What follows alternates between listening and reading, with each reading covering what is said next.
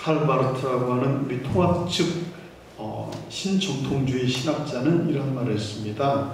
진정한 영성가는 진정한 사회 변학가가 될 수 있다, 변혁가가 될 수 있다라고 이렇게 말하고 있습니다.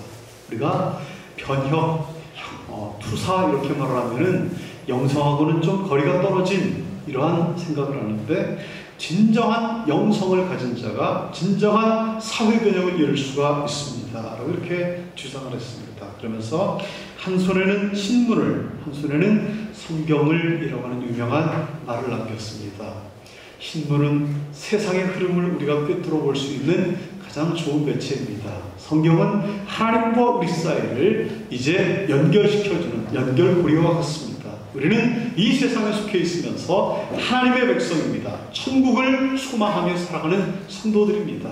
우리가 처해 있는 이 삶의 현주소를 영적인 눈으로 꿰뚫어 보면서 하나님의 시간 속에서 우리가 어디를 향해서 가고 있는가, 우리 집사님께서도 기도해 주시는데 그런 기도를 해 주시지 않았습니까? 우리는 이 세상 속에 속해 있으면서도 우리는 하나님의 백성입니다. 천국을 향해서 나아가는 백성들이기 때문에 우리는 항상 우리의 본분을 잊어서는 안 되겠습니다. 추노라고 하는 드라마가 참 유명했는데 저는 한 번도 보지를 못했습니다. 그래서 이제 텔레비전을 한번 되돌려가지고 추노가 어떠한 것인가 한번 이렇게 한번 보려고 제가 되돌렸습니다. 그랬더니 유명한 대사가 하나 나오더라고요. 은혜는 못 갚아도 원수는 꼭 갚지, 나 천지호야 라고 이렇게 유명한 대사가 나오더라고요. 은혜와 복수의 관계에서 최악은 은혜를 저버리는 배은 앙덕이라고 하는 것입니다. 은혜를 원수로 갚는 동물 이하의 수준이라는 것입니다. 그 다음은 은혜도 원수도 안 갚는 사람입니다.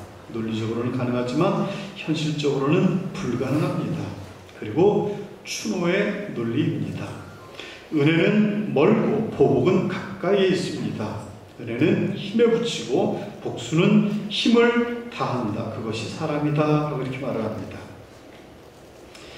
마지막으로 은혜는 갚고 원수는 용서하는 단계가 있습니다. 이것이 십자가의 예수님의 단계입니다.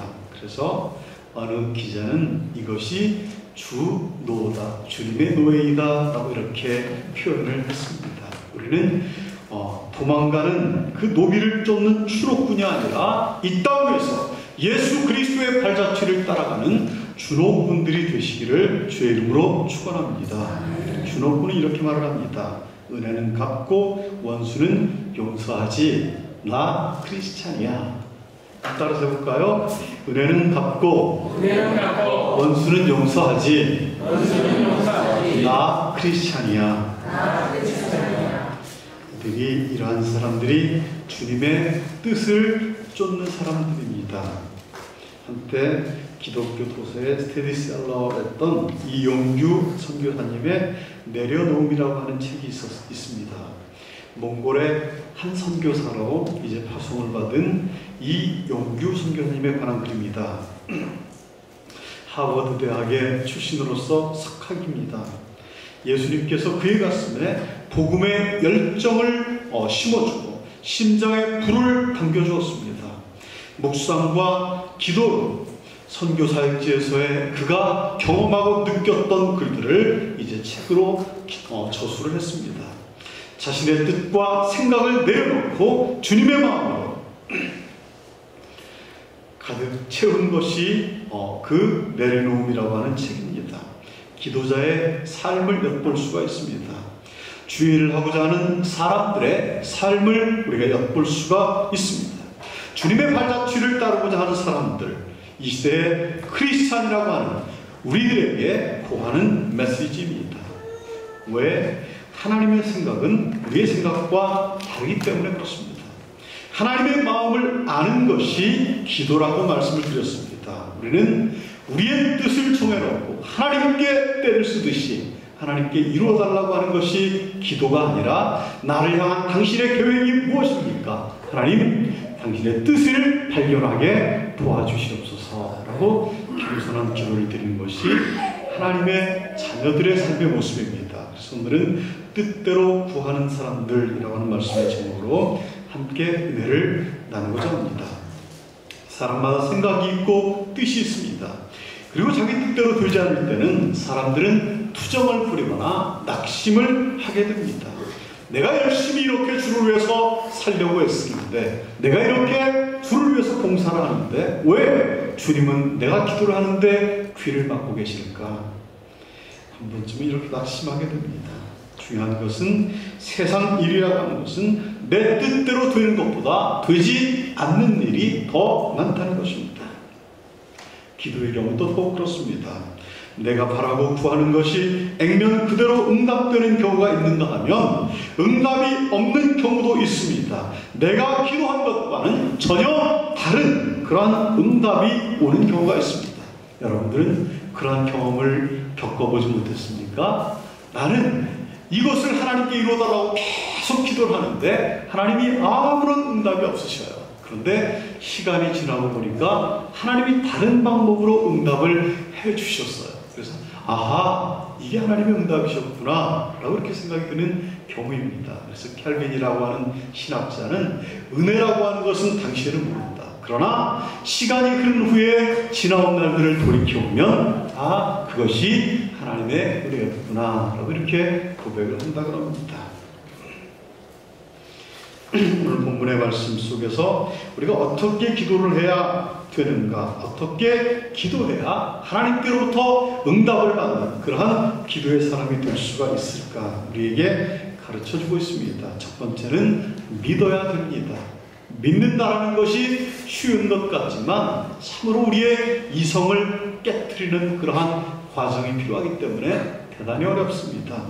안셀름이라고 하는 신학자는 이러한 유명한 말을 남겼습니다. 나는 알기 위하여 믿는다라는 유명한 말을 남겼습니다. 믿음이 없이는 하나님께서 하시는 일을 알 수가 없기 때문에 그렇습니다.